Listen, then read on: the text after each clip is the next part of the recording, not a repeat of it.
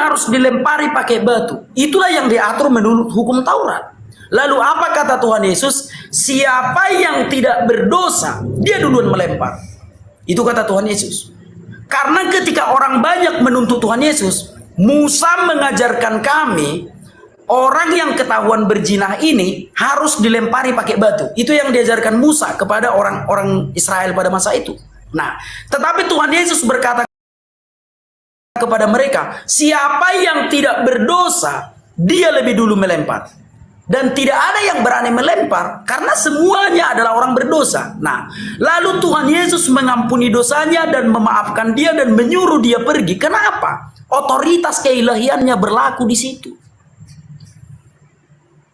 Semoga kawan-kawan paham. Otoritas keilahian Tuhan Yesus berlaku di situ. Kita tidak bisa memprotes Tuhan kalau Tuhan mengampuni dia pada saat itu juga. Kita tidak bisa memprotesnya. Sebab dia adalah Tuhan yang memiliki otoritas. Jangan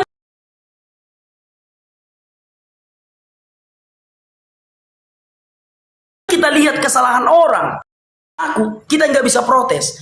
Jadi kenapa Tuhan Yesus tidak melakukan hukum Taurat yang melempari wanita yang berzina itu dengan batu? Karena dia memiliki otoritas. Otoritas keilahiannya digunakannya untuk mengampuni dosa si pezina itu.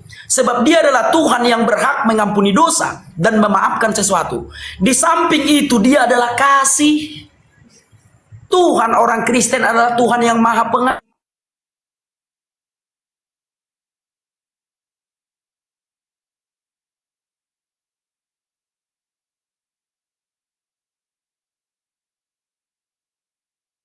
Membatalkan hukum rajam pakai batu itu. Baik, yang kedua tinggal setengah menit. Bagaimana dengan surat-surat Rasul Paulus? Sudah kukatakan tadi, kitab suci kami ini, Alkitab ini berisi dengan firman Tuhan yang disampaikan kepada Musa, kepada para nabi terdahulu. Keempat, Injil sinoptik. Apa itu Injil sinoptik? Kesaksian orang yang melihat secara langsung. Ditulis di dalam kitab suci ini. Dan demikian juga pemberitaan firman Tuhan. Ketika para rasul memberitakan firman Tuhan, dikanonlah itu semua menjadi satu kitab dari Kejadian sampai Wahyu.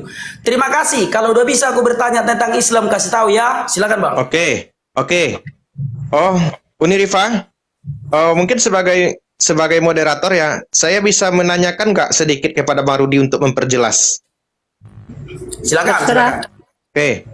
Di dalam kitab Bible yang Bang Rudi pegang tadi, kira-kira itu semua murni perkataan Tuhan atau ada perkataan manusia yang dituliskan? Silakan. Baik, sekarang aku jawab. Kitab suci orang Kristen ini berisi perkataan Tuhan, berisi pelayanan firman, berisi kesaksian yang melihat Yesus secara langsung. Dikanon menjadi satu kitab suci dari Kejadian sampai Wahyu. Itu Bang. Berarti tidak semuanya perkataan Tuhan ya. Ada juga persaksian manusia. Benar? Iya, kesaksian manusia. Justru yang menulis ini manusia, gitu. Ya, benar. Itu aja Bang. Jadi Uni, saya perjelas tadi bahwa di dalam kitab Bible yang dipegang oleh Bang Rudi itu tidak semuanya perkataan manusia, tidak semuanya perkataan Tuhan, tetapi ada yang bercampur dengan persaksian manusia yang dituliskan dalam Bible-nya sendiri. Oke, Bang Rudi sepakat ya? Ya. Nah, dari hal itu ada yang perlu Uni tanggapi?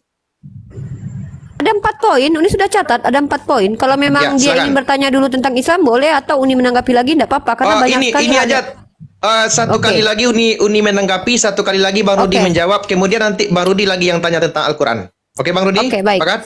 Oke. Ya, silakan jalankan waktunya. Pertama, si Rudi mengatakan bahwa Yesus menggenapi artinya dia menjalankan hukum Taurat karena tidak ada banyak manusia yang tidak mampu menjalankan. Tiba-tiba ketika perzinahan dia tidak melakukan itu, Rudi mengatakan ya semua orang sudah berdosa, tidak ada yang tidak berdosa. Kan Yesus tahu itu. Tentu kan yang menjalankan hukum Taurat kan bukan manusia yang lain lagi, kan harusnya dia yang menjalankan. Lah kok tiba-tiba dia punya otoritas untuk mengampuni?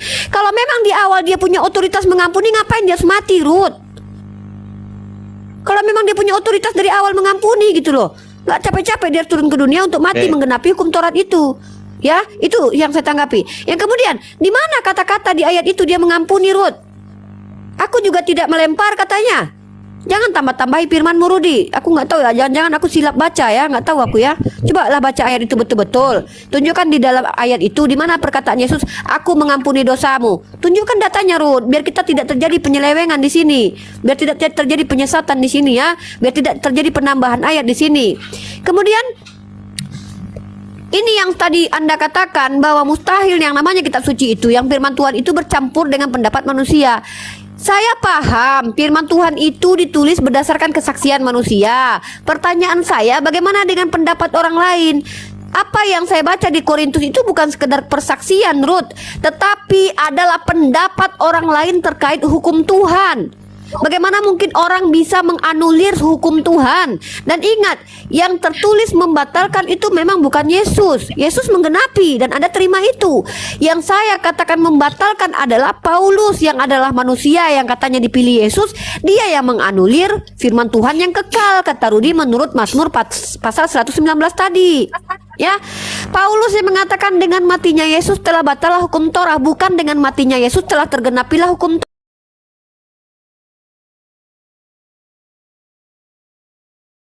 Dan menyelewengkan kitab Anda. Di situ tertulisnya dengan matinya Yesus telah batallah hukum Torah dengan segala ketentuannya. Jadi bukan saya yang mengatakan dibatalkan, Paulus. Nah, kalau yang menggenapi, ya ini yang saya sepakati bahwa Yesus datang menggenapi. Anda katakan menggenapi artinya dia menjalankan. Oke, saya sepakat.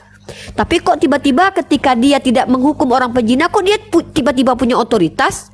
Kalau dari awal dia punya otoritas, kenapa dia harus mati di tiang salib? Bukankah dia punya otoritas? Atau hanya untuk bagian ini dia punya otoritas, untuk bagian yang lain kitab Torah dia tidak punya otoritas?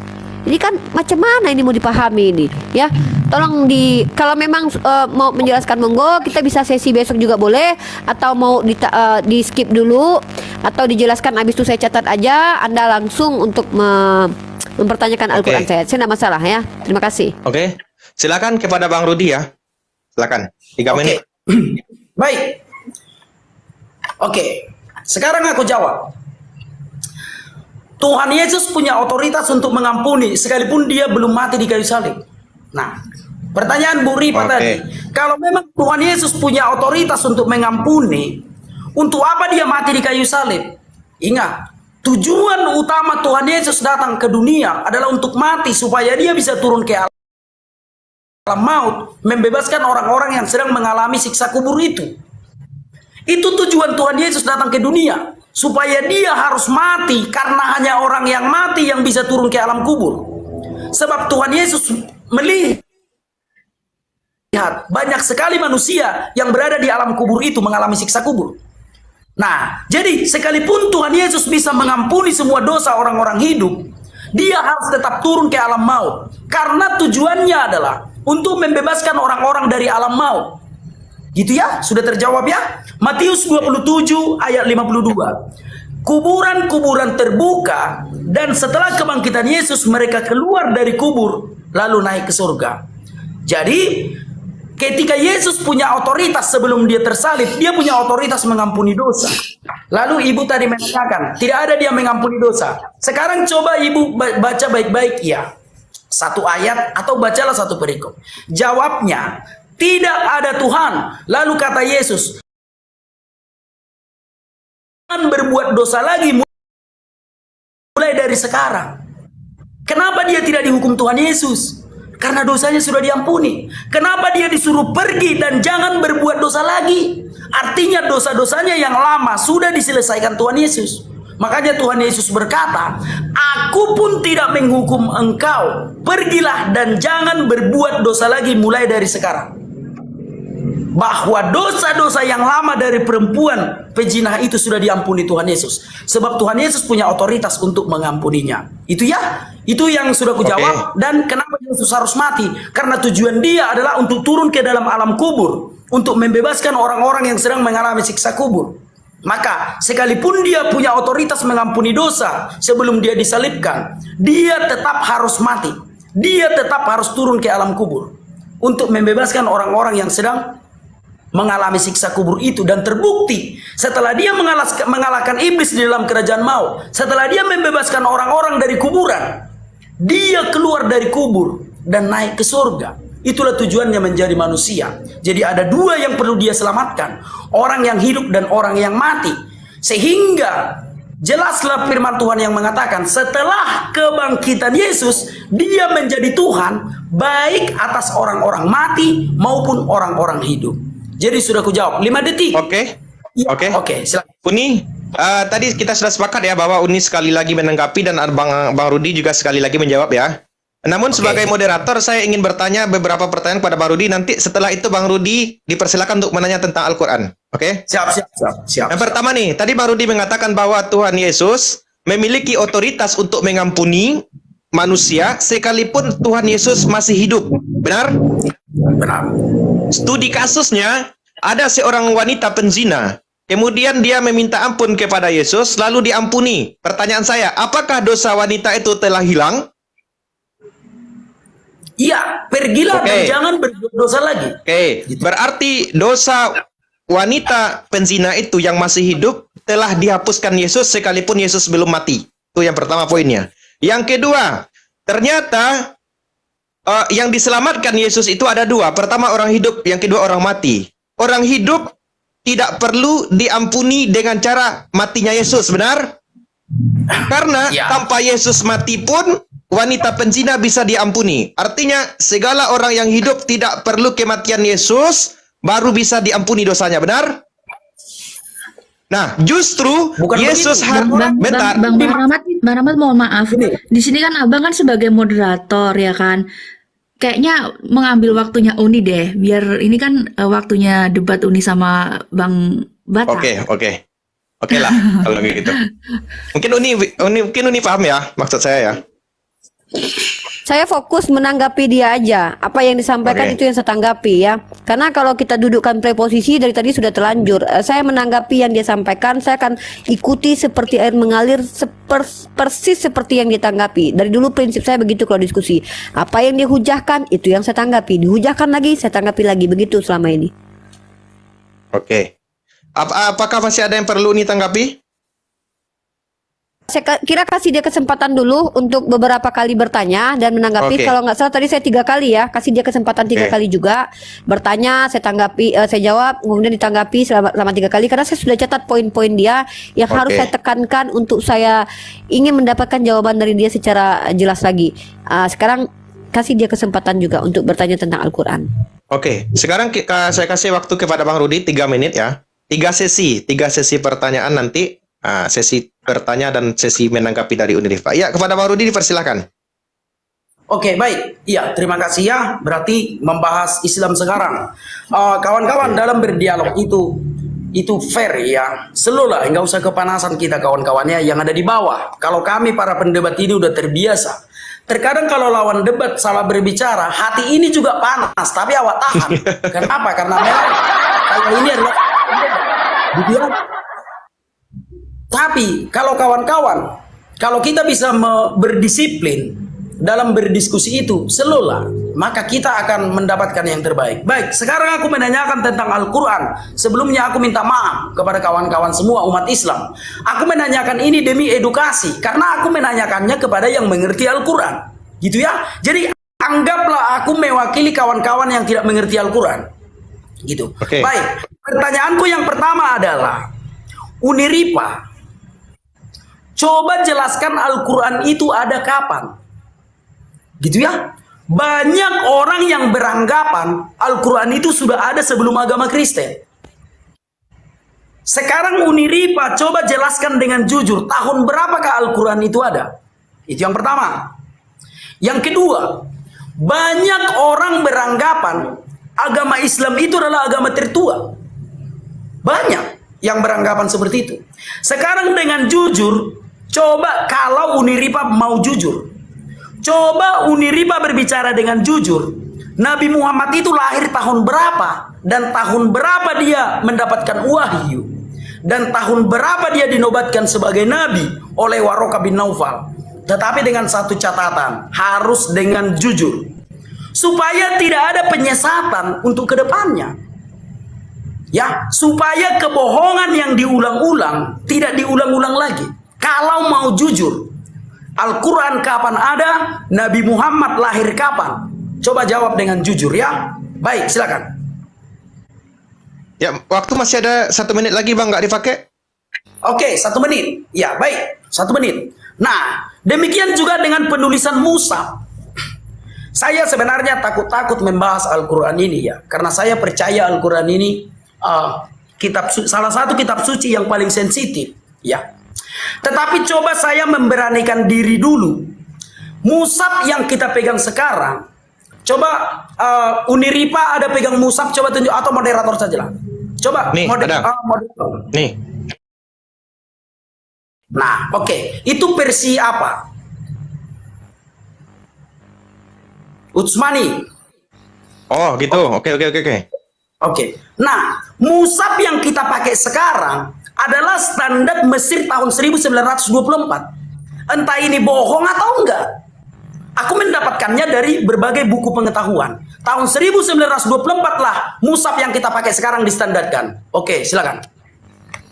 Oke. Oke, ada 3 pertanyaan ya. Iya. Timernya kepada Uni dipersilakan 3 menit. Oke.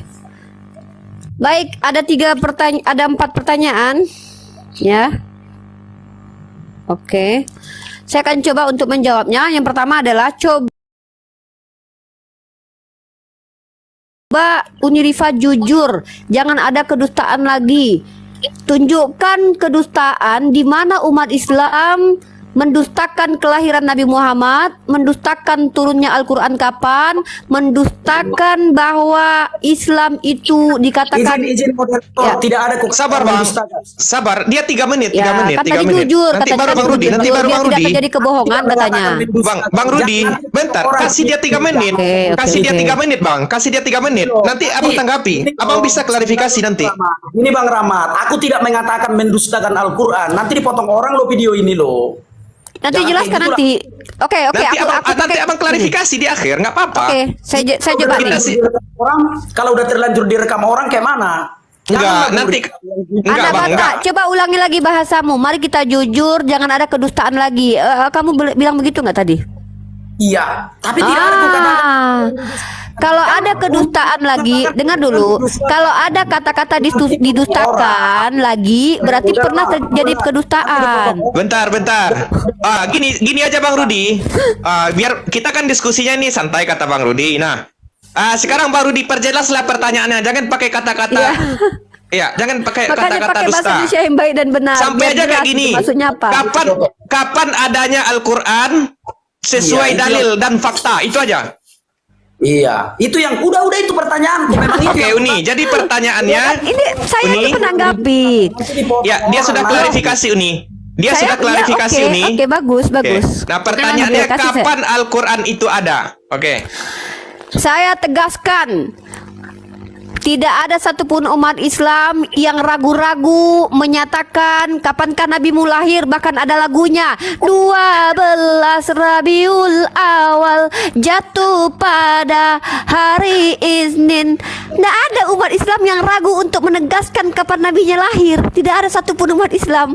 Bahkan kalau kita lihat kapan Al-Quran diturunkan, orang tahu semua ketika kami bulan Ramadan di pas hari 17 Ramadan kami memperingati nuzul Quran anak Batak.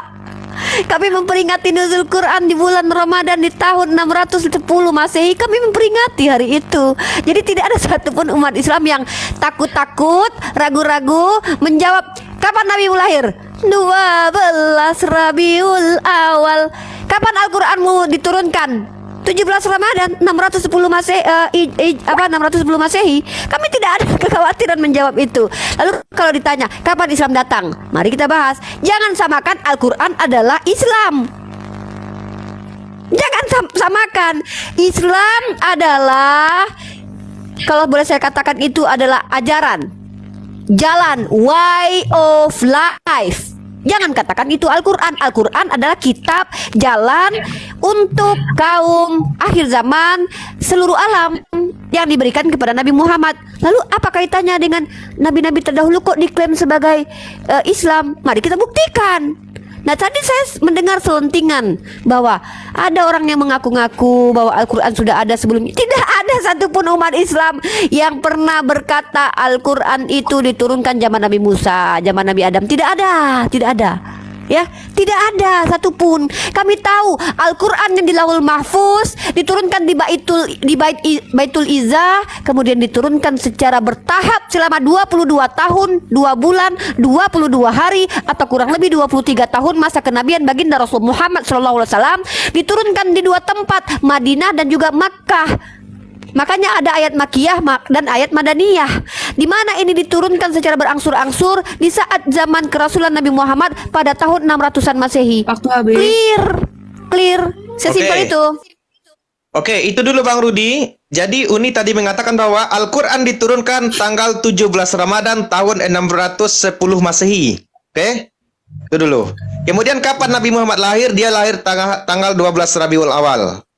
Oke? Nah, sekarang silakan Bang Rudi tanggapi 3 menit. Kalau Rudi butuh datanya, saya bukakan bukunya ya. Ini bukunya ya. Sorry ya.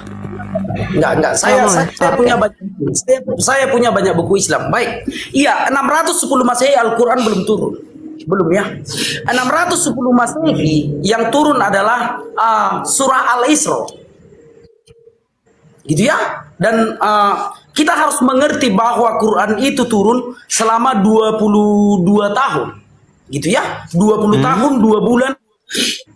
Jadi jangan diklaim Al-Quran itu sudah ada 610 Masehi. Jangan kawan-kawan, mari kita jujur lah bicara kitab suci. Wahyu pertama turun 612 Masehi. Itu yang benar menurut ilmu pengetahuan. Ya. Dan Quran itu sempurna pada tahun 620 Masehi. 628 Masehi menurut beberapa ulama. Gitu ya. Coba kita lihat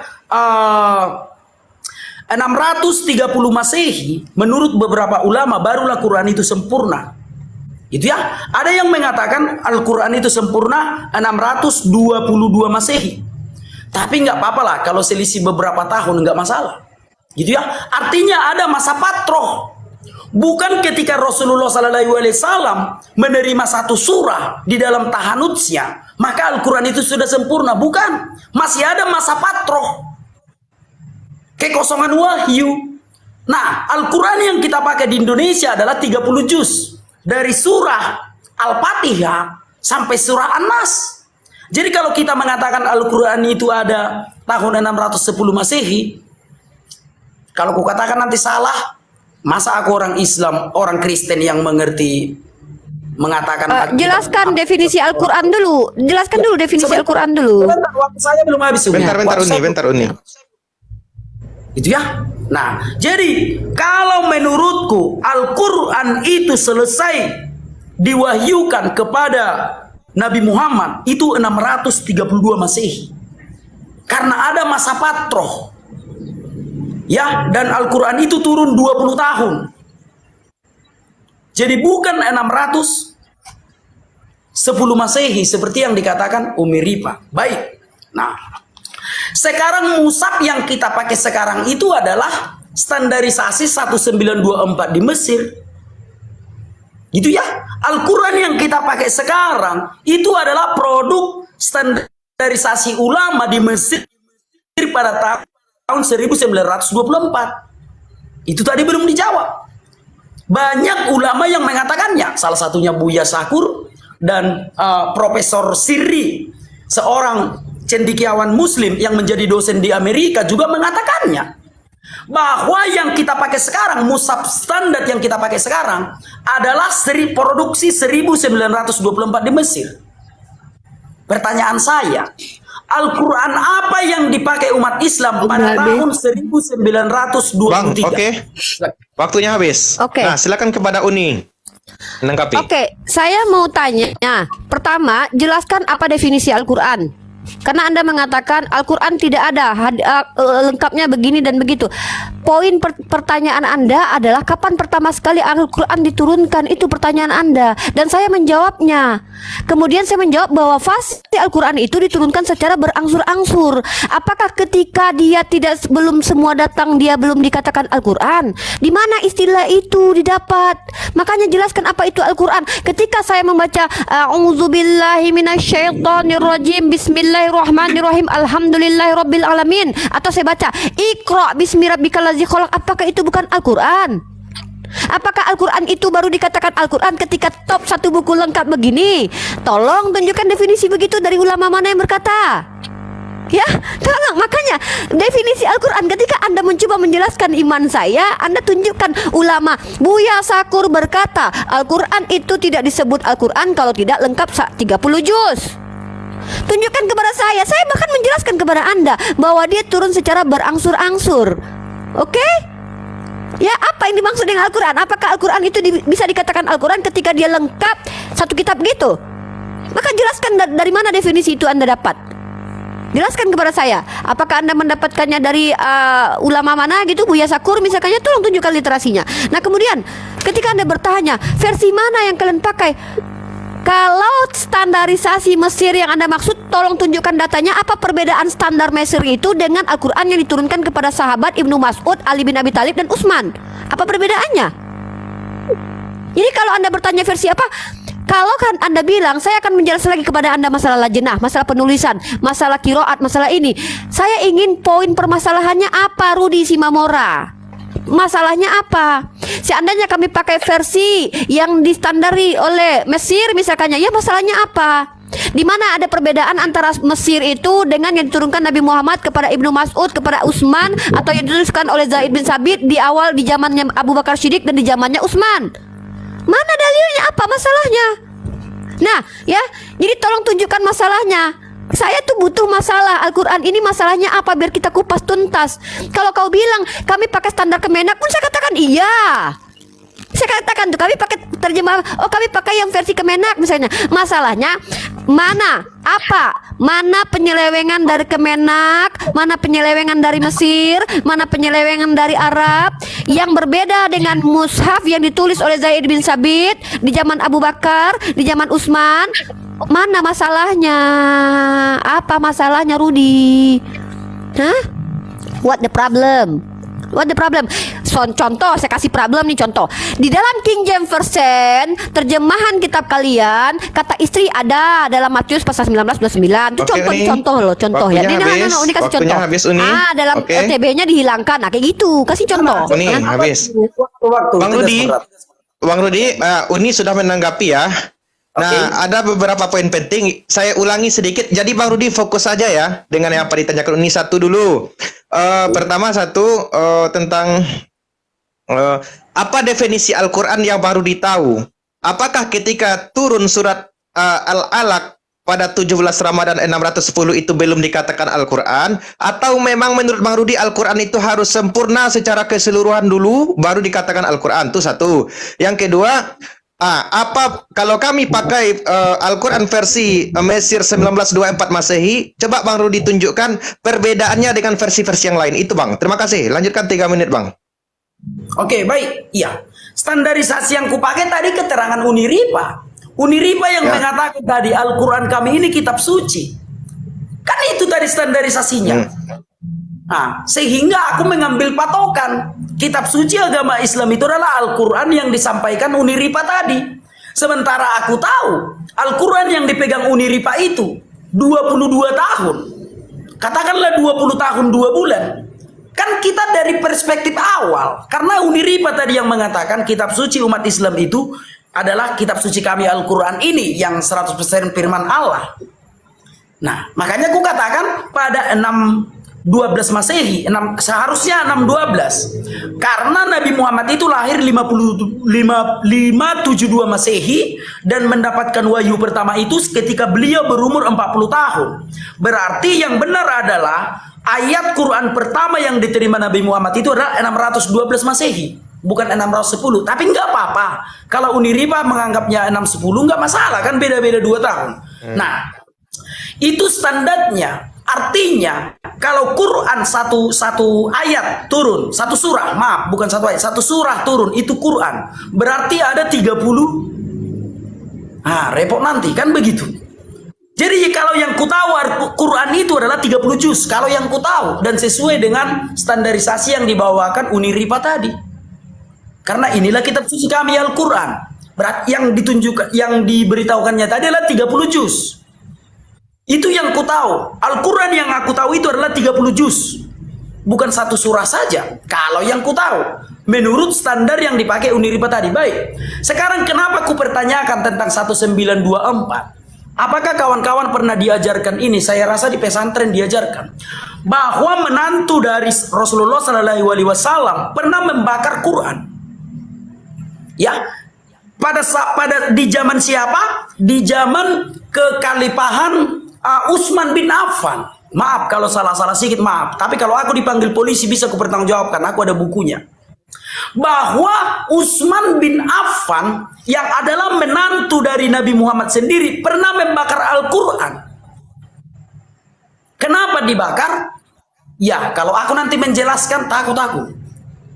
Gitu ya. Artinya, memang Quran itu pernah bercampur dengan pendapat manusia mungkin ya. Kenapa harus dibakar? Gitu ya. Mungkin aku takut bang, takut. Di zaman Utsman bin Affan, Al-Quran itu dibakar. Kenapa mesti dibakar? Ada yang mengatakan karena bercampur dengan pendapat manusia dan lain-lain. Biarlah dijelaskan oleh Uniripa. Makanya aku pertanyakan, kenapa 1924 yang kita pakai? Silakan. Oke, silakan Uni. Ya, jadi gini ya. Saya berharapnya tuh saya menemukan masalah yang dibawa. Ternyata dia mempertanyakan masalahnya. Jadi jangan berharap saya akan memberikan masalah kepada Anda terkait Al-Quran gitu loh. Ketika Anda ingin mengkritisi Al-Quran, masalahnya bawa sendiri, biar saya yang urus masalahnya gitu. Saya mau nanya dari tadi tuh problemnya apa? Taruhlah kami pakai versi misalnya versi Eropa misalnya ya. Nah masalahnya versi Eropa ini, standarisasi Eropa, perbedaannya dengan yang diturunkan ke Nabi Muhammad apa? Nah terkait tentang Al-Quran, kamu harus paham secara etimologi. Qara'a yaqra'u Qur'anan, yang dibaca, yang dilafazkan. Apakah Iqra bismi rabbikal ladzi khalaq sepenggal itu tidak bisa dikatakan Al-Quran? Ya tidak bisa. Ya, bukan kitab Al-Quran. Saya sudah jelaskan tadi di mobil, di kereta api. Kitab dari kata kataba. Nih saya punya bukunya ya. Saya tunjukkan sama Anda ya. Tolong dimatikan dulu waktunya. Saya mau tunjukkan data nih. Karena saya kan baru sampai dari kereta api. Hebat kali aku kan dulu nggak pakai dataku. Langsung dari naik kereta api langsung diskusi dengan kau ya kan. Nah nih. Kalau kita bahas di sini. Nah, mana ini? Ini dia. Jadi yang disebut dengan kitab Al-Quran itu bukan satu buku kitab itu saja, Ruth. Tolonglah, ini pakai bahasa Arab soalnya. Waktu jangan dijalankan dulu, Bre. Mana ini kitab? Oke, sorry. Dimatikan dulu waktu. Tolong, CB matikan dulu waktu, Cep. Bentar. Oke, sabar.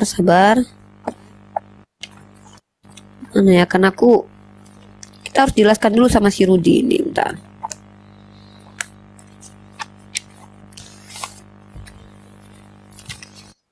Al-Baqarah ayat 389.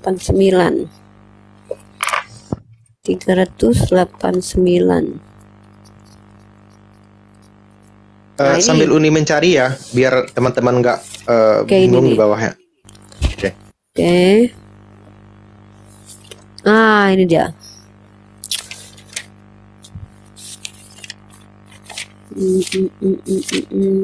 Sorry ya. Oke, sambil Uni mencari Bang Rudi. Nah, sebetulnya ini saya kesalkan jadi moderator ini. Sebetulnya banyak yang mau saya tanyakan nih, tapi nggak bisa.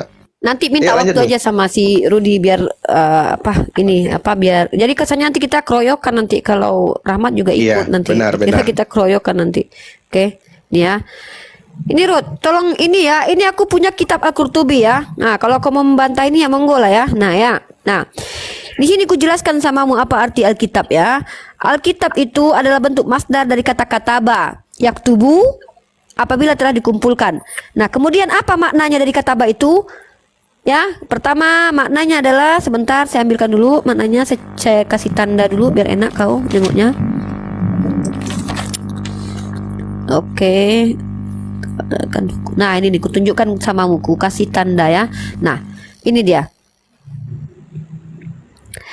Kataba itu maknanya, itu artinya atau maknanya al-farad atau kewajiban atau wajib, al-hukum atau hukum-hukum, dan al-qadar atau ketentuan. Maka ketika ada perkataan begini, zalikal kitabul la raiba fi, sepenggal itu sudah bisa dikatakan ketetapan dari Allah. Itu sudah bisa dikatakan begitu. Jadi jangan dipelintir ya, jangan salah paham terkait apa yang disebut dengan kitab Al-Qur'an itu ya. Dan tolong dibahas poin saya tadi. Pernyataan saya terkait kitab suci kami adalah tidak adanya distorsi. Maka kau tunjukkan kalau ada distorsi ya, baru kau bisa membantah. Tapi kalau pernyataanku bahwa Al-Qur'an adalah kitab yang disebut dengan kitab ini adalah pernyataan Tuhan, ketentuan Tuhan, ya. Kata Iqra bismi rabbikal ladzi itu adalah Al-Qur'an. Walaupun cuma sepenggal saja. Dan perlu diingat, kami tidak bersandarkan kepada tekstual saja. Dan ketika kau menunjukkan kepada kami Unirifa di Klaten sana pakai versi apa Unirifa? Oh, misal ini adalah versi yang dibuat oleh Mesir sekitar 20 tahun lalu. Masalahnya apa, Ruth? Apa perbedaannya dengan yang diajarkan? Ya, waktunya habis, Ya, Uni. itu Silakan tolong Bang tunjukkan. Rudi. Aku pengen tahu masalahnya ya. Tolong ditunjukkan sama aku. Terima kasih. Ini udah berapa kali? Udah 3 kali nih kalau nggak salah nih. Udah 3 kali nih si Rudi. Sekali lagi nggak apa-apa, Bertanya nggak dan apa-apa. Kasih menanggapi. bonus, Uni, kasih bonus. Oh, sekali lagi ya? Kasih Oke, bonus, sekali lagi. nggak apa-apa. Oke. Sampai subuh. Oke. Oke. Oke, ayo Bang Rudi. Ya, baik. Nggak kenal Sekali nih, lagi- gantian lagi. Ya, baik. Sekali lagi aku minta maaf kawan-kawan ya, karena menurutku Uniripa tidak menjawab. Mungkin karena aku takut itu menanyakan ya. Karena tadi kurang tajam pertanyaanku ya. Tapi minta maaf dulu aku kawan-kawan ya, berkutanya dulu. Uniripa, kenapa dibakar? Kalau nggak ada perbedaan. Oke, kenapa? lanjut. Oke, mantap. Aku jawab ya. Aku jawab pakai. Oke, siap. Tuh. Kalau memang sama, kenapa dibakar? Oke, baik. Aku jawab. Sabar nih. Udah? Oh, belum? Enggak kan udah Dia ditanya itu. Tuh. Ya, biar Kasih jelas. aja 3 menit Bang Rudi. Lanjut 3 menit. Mau dijawab dulu? Oke, lanjut 3 menit dulu. Uniripa, sebentar dulu nih. Lupa Tiga aku menit menjawab kan itu. udah diatur. Oh iya. Sorry. Lupa aku tadi menjawab yang itu ya. Lanjut. Oke, kenapa dibakar? Kenapa dibakar Kalau ya? dikatakan, oh tidak ada perbedaan. Kenapa mesti dibakar kalau nggak ada perbedaan? Coba kalau saya yang ketahui ya, saya bukan mengatakan akulah orang yang pintar tentang Al-Quran. Enggak. Atau aku mengatakan, aku itu mengerti agama Islam. Enggak, aku enggak mengatakan seperti itu. Ini masih pengetahuan yang memang tidak diketahui orang banyak pada umumnya. Bukan berarti ini rahasia. Bukan berarti harus kelas doktor yang mengetahui ini. Tapi memang terlalu sensitif kalau membongkar ini ke umum. Kenapa dibakar Al-Quran yang pertama itu? Kalau memang berbeda, ya dibakar. Kalau sama, ngapain dibakar? Nah, gitu ya. Yang membakar Al-Quran itu adalah menantu dari Rasulullah sendiri. Ya, menantu dari Rasulullah sendiri, yaitu Utsman bin Affan. Ketika ia menjadi khalifah, dia membakar Al-Quran itu. Nah, dan menurut yang aku pelajari, mushaf yang kita pakai ini, tadi Uniripa mengeluarkan dalil tadi yang Al-Qurtubi itu. Aku tidak berbicara tentang tafsir. Aku tidak berbicara tentang tafsir, ya tidak.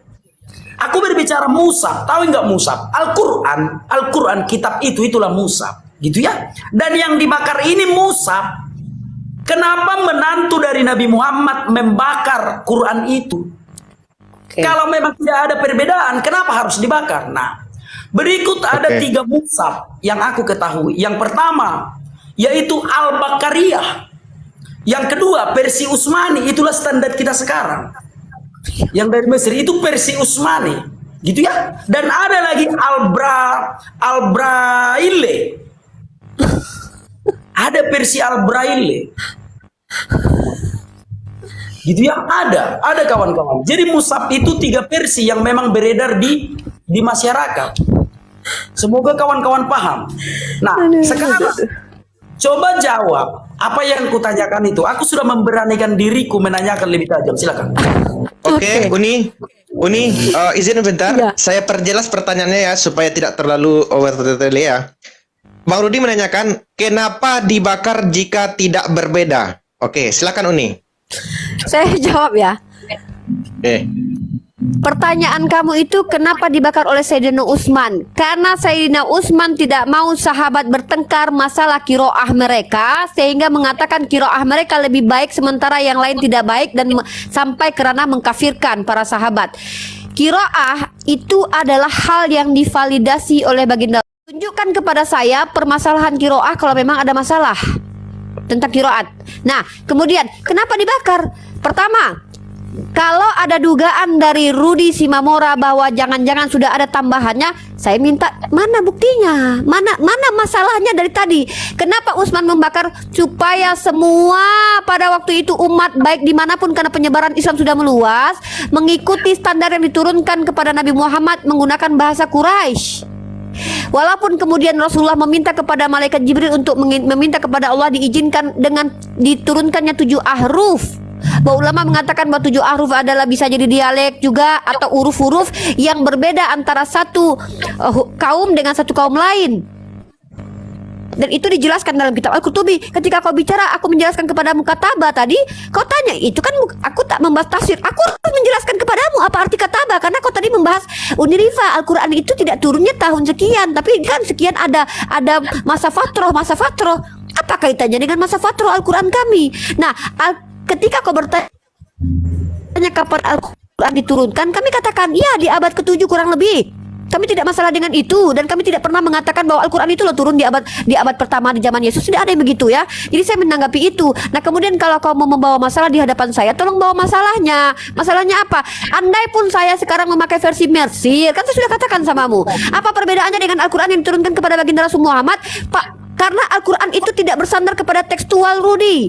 Al-Quran itu bersandar kepada hafalan. Tunjukkan kepada saya bahwa Al-Quran yang dibaca orang Arab Saudi, surah Al-Fatihahnya, Al-Baqarahnya, surah Al-Ma'idahnya, surah An-Nisa'nya berbeda yang dibaca dengan orang Indonesia, berbeda yang dibaca di Afrika, berbeda yang dibaca di Amerika, berbeda yang dibaca di Malaysia. Karena pada waktu semua umat Islam berhaji atau umroh, hanya satu imam yang membacakan Al-Quran, Rudi. Tunjukkan kepadaku berita, satu saja berita di mana umat Islam bertengkar hanya karena imamnya tidak membaca sama dengan kiroahnya. Di mana permasalahannya muncul? Jadi kalau yang dibahas itu yang masalah, kalau nggak ada masalah apa yang mau kubahas? Kan itu kan kemungkinan dari kalian bisa jadi manalah ditulis. Lah mana masalahnya? Tunjukkan. Ya, Sayyidina Utsman membakar mushaf gini. Jadi para sahabat punya catatan sendiri-sendiri. Catatan sendiri-sendiri ini tentu tidak mungkin sama persis, maksudnya bukan ayatnya ya, tetapi bisa jadi kayak saya ini. Saya tuliskan tafsirnya di bawah seperti Ibnu Mas'ud. Dia menuliskan maknanya di bawah. Kemudian seperti Sayyidina Ali menuliskan di bawah. Makanya ada sahabat yang mengatakan ketika dia menuliskan hadis, jangan tulis hadis. Ini masih penurunan Al-Quran. Ya, supaya tidak bercampur Al-Quran dengan hadis. Oke? Uni. Oke. Artinya jadi ini Bang Rudi ditandarkan dengan bahasa Quraisy. Silakan. Oke, Pak Rudi saya perjelas ya, kita fokus ya, karena memakan waktu juga, kita fokus ya, jangan terlalu melebar. Uni juga jangan terlalu melebar ya. Jadi fokus Pak Rudi. Pertama dulu, oke, bahwa Uni menyatakan tadi bahwa Al-Quran itu sempurna turunnya ketika lebih kurang abad ke-7 kurang lebih 610, 611, 612 itu. Nah, ya itu penurunannya secara berangsur ya. Pertanyaannya, mau abad ke-7, abad ke-8, abad ke-9, abad ke-10 misal, atau abad ke-3, abad ke-4, masalahnya apa tentang penurunan abad ini? Di abad ke-7 emangnya ada apa? Kalau dia turun di abad ke-7 emangnya ada apa? Ini yang perlu kita bahas.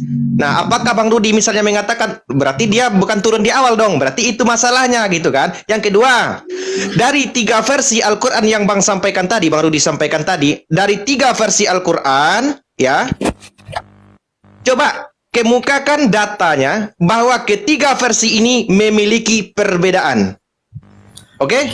Coba kami tunggu datanya bahwa Al-Quran dibakar karena berbeda. Silakan Bang. Oke, baik.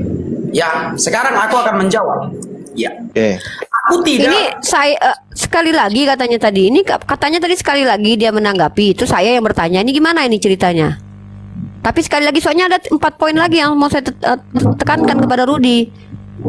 Nah, jadi sebenarnya kayak mana gimana? Ini ceritanya? Kita tambah Tadi aja kan atau katanya kayak mana? terakhir, katanya tadi si Rudi sekali lagi. Habis itu saya yang menanggapi apa pernyataan dia terkait kitab sucinya. Itu tergantung Uni sih. Ya, intinya kan pertanyaan Ya, kan Uni gitu tadi. yang belum di Yang Ya, belum dijawab makanya pertanyaan Uni. Pertanyaan saya Oke. sudah saya catat tadi. Poin-poinnya sudah saya catat tadi. Kan tadi udah duluan tadi Kristen. Bentar, tadi kan saya, kemudian saya 3 kali kamu menanggapi, abis itu kamu 3 kali, oke karena Iya. udah kan 3 kali tambah lagi kata si Rahmat 1 kali lagi. Sekarang saya yang menanggapi yang belum selesai tadi, Ruth belum selesai dengan saya yang tadi Ruth, belum selesai. Saya ini menanggapi argumentasi Ruth. Dari tadi ada Oke. udah kucatat ini apa yang kau sampaikan tadi itu belum kutanggapi, belum Gini aja. belum selesai. Lanjut udah. Besok aja lah kita lanjut. Tunggu dulu, ini terakhir jangan dulu, dulu, Bang. kusampaikan dulu yang belum selesai ini. Ini fatal ini. Ya, kalau percataanku Al-Quran itu tidak ada distorsi, maka kau nggak dari tadi nggak ada kau tunjukkan distorsi Al-Quran. Tidak ada satupun distorsi Al-Quran yang kau tunjukkan. Sudah Uni Rifa Iya. jawab tadi sudah. Iya, sekarang saya lagi, saya tadi terakhir katanya saya boleh menanggapi lagi pernyataan kau yang sudah kucatat ini harus Kalau kutanggapi aku ikut dulu. moderator, gini loh Kak Rifa. Tadi Aku kan katanya, ikut moderator. iya Gini makanya loh, aku ingatkan Rahmat, karena kan Rahmat Oh, bilang sekali bentar. lagi nih, kasih Bentar, sekali Uni. lagi kata Oke, dia. oke, kembalikan kepada moderator Bang Rudi. Kembalikan Gini. kepada moderator ya. sebentar dulu. Saya akan kembalikan kepada moderator. Sebentar Oke, dulu. silakan Bang Rudi. Oke, biarkan Uni. Silakan Bang Rudi, silakan Bang Rudi. Oke, jangan dulu baikin waktunya. Aku serahkan sama moderator ya. Gini Uni Oke. Rifa. Tadi kan Uni Rifa yang terakhir bicara, kan? Baru bicara moderator, lalu diserahkan sama aku. Aturnya giliranku bicara. Oke. Kalau Uni Oke. Rifa sekali 2 kali, ya nggak mungkin lah. Aku kan mengingatkan karena tadi moderator lupa, dia bilang sekali lagi Uni terakhir, katanya terakhir si Rudi bicara. Aku ingatkan. Oke, Aku mengingatkan Oke, Bang Rudi. karena aku ingat dengan perkataan moderator. kembalikan kepada moderator ya. Siap. Silakan moderator. Oke. Silakan. Kalau menurut saya, Oke. semua pertanyaan Bang Rudi sudah dijawab. Nah, tunggu dulu, jangan dipotong. 1, Bang Rudi menanyakan kapan turunnya Al-Quran. Nah, sudah dibahas tadi, dijawab oleh Uni bahwa turun pada abad ke-7. 1. Yang kedua, bahwa Bang Rudi mengatakan, kenapa Al-Quran dibakar? Apakah bukan karena ada yang berbeda? Uni sudah jawab, bukan karena berbeda. Oke, sudah terjawab ya? Ya, sudah dia jawab dong. Tidak mungkin Bang Rudi memaksakan Uni menjawab bahwasanya Al-Quran dibakar karena berbeda. Bentar, Bang. Saya host loh. Saya host. Nah, oke, saya moderator. Tidak mungkin abang memaksakan pendapat Uni Rifa mengatakan bahwa Al-Quran dibakar karena berbeda. Nah, dia menyatakan bahwa Al-Quran dibakar bukan karena berbeda. Itu jawaban dia loh. Harus kita hargai jawabannya. Nah, saya rasa pertanyaan abang sudah terjawab. Oke. Sudah. Sementara pertanyaan Uni Rifa ada yang belum abang jawab. Mau saya sampaikan yang belum dijawab. Silakan. Oke. Gini loh. Gini loh. 1, Gini. bentar, Nggak, bentar bang. no, yang ini aja, yang ini aja, Oke, Rahmat, yang ini aja, yang 3 ini aja, yang 3 ini aja, yang ini aja, Oke. mau yang ini aja, yang aku Coba. catat aja, yang ku catat aja. Ada Jadi 3 diskusi ada itu 3 seperti yang, itu bang, sampai selesai. ya ada 3 ya, ada 3. Tadi kata si Rudi, ini fatal juga ya. Saya menanggapi ini, apa kata si Rudi tadi? Bahwa Yesus itu mati, datang ke dunia itu karena hanya orang mati yang bisa masuk ke alam maut. Itu pernyataan Rudi tadi, aku dengar itu ya. Aku catat itu. Nah, ini membantah omnipresennya Tuhanmu, Ruth. Berarti Tuhanmu tidak maha hadir, dia tidak bisa datang kapanpun ke alam maut, Ruth. Dia harus mati dulu, Ruth. Ini membantah sifat Tuhan omnipresen, maha hadir dan ada di mana-mana. Makanya aku bilang, argumenmu bisa menghancurkan doktrinmu. Aku menanggapi itu. Nanti kalau mau menanggapi lagi boleh, ya. Jadi aku tuh apa yang kau bilang itu yang ku catat. Aku mau Waktunya nggak jalan. jalankan waktunya, Cep. Jalankan, Cep. Enggak, aku bingung. Ya. Soalnya mau Oke. mana ya, mau di timer. Soalnya ngomongnya enggak pasti ini yang Uni, mau Uni, menanggapi Uni, yang Uni. mana. Oke, Uni, Uni, silakan, tanggapi, Uni, silakan. tanggapi. 3 menit Uni. Semuanya. Silakan hidupkan waktu timernya. Uni, oke? Dah, jalankan. Ya, itu. Yang pertama adalah Rudi mengatakan bahwa Tuhannya itu harus mati dulu baru ke alam maut. Artinya Tuhannya tidak berkuasa ke alam maut tanpa kematian. Nah, ini membantah bahwa Tuhan itu omnipresen atau maha hadir. Nanti perbaiki kalau memang itu kau tidak terima ya. Yang kedua, kau bicara tentang orang-orang kudus yang bangkit. Tunjukkan fakta sejarahnya, karena argumenmu di awal bahwa Bible itu terkorelasi dengan sejarah. Tunjukkan siapa yang menulis sejarah. Ada orang kudus bangkit pada waktu terbelahnya Bukit Golgota itu. Kemudian siapa penulis sejarah yang menunjukkan bahwa ada orang-orang kudus bangkit dan menampakkan dirinya di kota-kota. Yang ketiga, Aku mau kau jujur ya. Nah, ini baru boleh dikatakan jujur nih, karena kedustaan itu pernah terjadi. Kedustaan adalah menambahkan perkataan yang tidak ada pada ayat. Tunjukkan di mana ayatnya ketika Yesus tidak menghukum wanita itu, dia mengatakan, "Aku mengampunimu." Tunjukkan dalilnya, jangan tambahi firman Tuhan. Di mana Yesus berkata, "Aku mengampunimu"? Tunjukkan di ayat berapa, bacakan ya. Saya paling tidak mau kalau saya berbohong dari tadi, ya tunjukkan kebohongan saya akan klarifikasi. Nah, 3 hal ini perlu kau tanggapi. 1, hancur doktrin bahwa Tuhan omnipresent dengan pernyataanmu bahwa Tuhan itu harus mati dulu kala maut. Yang kedua, bahwasanya tunjukkan fakta sejarah orang-orang kudus yang bangkit di zaman Yesus meninggal dan Bukit Golgota terbelah. Yang ketiga, mana ayat di ayat itu, mana kata-katanya tertulis secara eksplisit, "Aku mengampunimu." Jangan tambah-tambahi firman Tuhan ya. Jangan tambahi. Kau aja enggak, sedangkan penjelasan kata-kata bahasanya kau enggak terima tadi tafsir ya. Tolong, terima kasih. Itu aja. Aku itu aja. Kalau kamu tanya Al-Qur'an lagi, terakhir ku kasih kau nanti. Ku jelaskan nanti lagi. Oke. Kalau mau bahas qiraat nanti ku bahas lagi. Oke. Oke, deal udah. Silakan. Deal udah. Silakan. 2 Oke. menit. Silakan Bang Rudi 3 menit, Bang. Oke, baik. Ya, sekarang aku menjawab dari sudut pandang Alkitab ya. Yang pertama, Tuhan omnipresent, tapi kenapa dia nggak bisa turun ke alam maut? Ya, itu yang kita harus mengakui sebagai orang Kristen. Tuhan kami itu tidak bisa di neraka. Tidak bisa. Tuhan kami itu tidak bisa berada di neraka. Kenapa? Karena dia kudus. Sesuatu yang kudus tidak bisa berada di tempat yang tidak kudus. Gitu ya. Sedangkan Tuhan kalau datang ke dunia, dia menjadi manusia dulu, biar dia bisa berada di dunia. Tuhan yang maha besar tidak mungkin ada di alam maut. Tidak mungkin itu. Bukan berarti Tuhan itu tidak omnipresent. Bukan berarti Tuhan itu tidak maha hadir. Gitu ya. Jadi Tuhan orang Kristen yang maha besar dan yang maha hadir tidak akan bisa berada di alam maut. Satu-satunya cara supaya dia bisa berada di alam maut, dia harus menjadi manusia. Jadi udah aku jawab yang pertama ya. Katanya Tuhannya omnipresent, tapi tidak berada di alam maut. Karena Tuhan kami yang omnipresent itu maha besar, tidak akan mungkin bisa berada di alam maut, di alam kubur. Maka dia menjadi manusia dulu, dan sebagai manusia dia harus mati supaya dia bisa turun ke alam maut itu. Itu yang pertama udah aku jawab. Yang kedua, mana fakta sejarah orang-orang kudus bangkit? Baca aja Matius 27. Ya, banyak saksinya di sana ya. Banyak saksinya di sana. Siapa saja saksi yang melihat kuburan-kuburan terbuka? Ya banyak sekali ya. Sekarang kita lihat saja Matius 27. Kalau berbicara tentang saksi, apalagi Alkitab yang sesuai dengan fakta sejarah. Baik, sekarang aku akan membacakan kepada kita semua.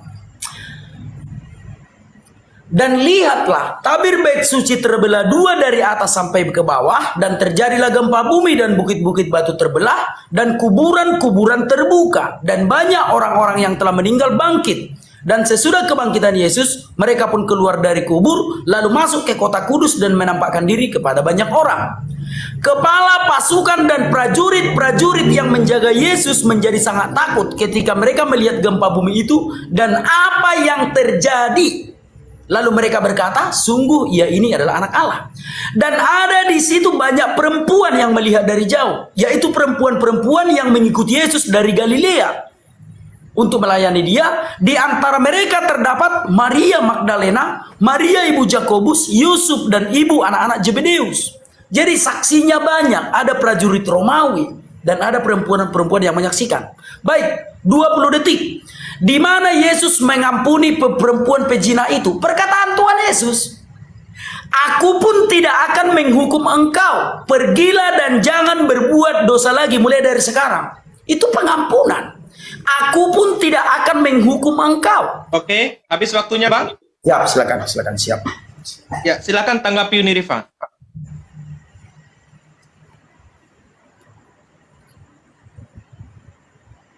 Di mute. Terima kasih jawaban Rudy, walaupun ini sangat luar biasa blunder, tapi tidak apa-apa ya. Mau closing statement habis ini pun tidak apa-apa, aku cukup puas dengan jawaban Rudy. Pertama dia mengatakan, ini loh, dengar teman-teman ya, apa kata Rudy Simamora? Sesuatu yang kudus tidak mungkin masuk neraka. Maka fix dengan begitu yang mati di tiang salib kemudian masuk ke alam maut itu tidak kudus. No, itu tidak kudus. Karena yang kudus tidak mungkin masuk ke dalam neraka. Ya, jadi Yesus yang mati di tiang salib itu ketika dia masuk ke alam maut dia sedang tidak kudus.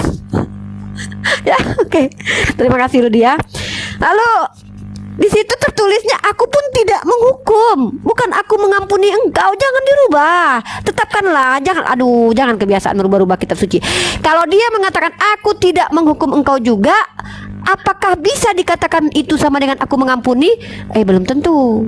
Janganlah dipelintir, tolonglah. Biarkan saja tertulis seperti itu, baca seperti itu, jangan ditambah-tambah. Ada tertulis di kitabmu, di dalam kitab Ulangan kalau tidak salah ya. Menambah firman Tuhan itu berbahaya untuk hidupmu ya. Ya itu. Kemudian ya.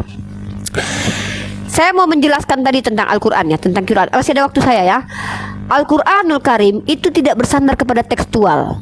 Jadi mau dibakar seluruh dunia. Seandainya sekarang ini tidak ada internet lagi, ada bom misalkannya, Hiroshima dan Nagasaki datang lagi untuk mengebom seluruh dunia, lalu semua internet hilang, kacau, Al-Quran di aplikasi hilang, kemudian Al-Quran di kitab-kitab tidak ada lagi. Apakah Al-Quran bisa hilang?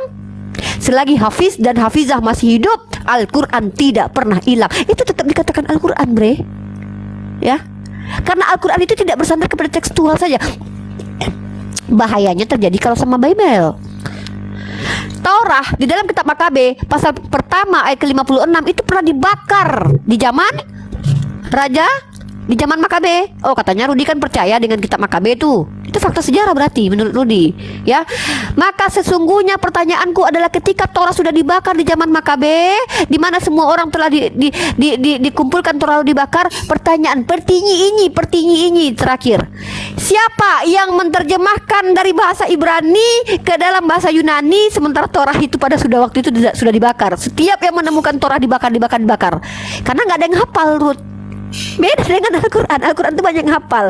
Tolong tunjukkan kepadaku siapa yang menerjemahkan kitab berbahasa Ibrani yang disebut dengan Tanakh, Torah itu atau 5 kitab Musa itu ke dalam bahasa Yunani dari 72 orang. Siapa mereka? Saya ingin tahu itu. Tunjukkan sama aku satu nama saja ya. Jadi kurang lebih seperti itu. Artinya adalah saya minta Rudi menunjukkan masalah terkait tentang Al-Quran. Saya minta masalahnya, kasusnya, contoh masalahnya seperti saya. Oh, Yohanes pasal 1 ayat 57 adalah ayat tambahan kata siapa? Kata skolar kalian, bukan kata saya. Siapa yang menuliskannya? William Barclay. Di buku ini tertulis ada bahwa itu adalah ayat tambahan sisipan. Oke? Kurang lebih seperti itu. Seperti saya dong, bawa kasusnya. Terima kasih. Oke, Uni waktunya habis. Uni buka WA nih. Oke. Waktunya habis. Nah, silakan Bang Rudi ditanggapi. Oke, baik. Ya. Pertama, ya aku akan menanggapi jadi campur-campur ya. Harusnya kita membahas Kristen, tapi Uni tadi membawa ke Islam. Oke, aku tanggapi yang Kristen aja ya. Oke, baik. Iya, ilahi yang kudus. Ya. Apakah mayat Tuhan Yesus ini adalah Tuhan? Tidak. Kalau mayat itu adalah Tuhan, maka Tuhan kami pernah mati dong. Gitu ya. Tetapi di atas kayu salib Tuhan Yesus berkata, Eli, Eli lama sabatani, dan dia menyerahkan roh keilahiannya.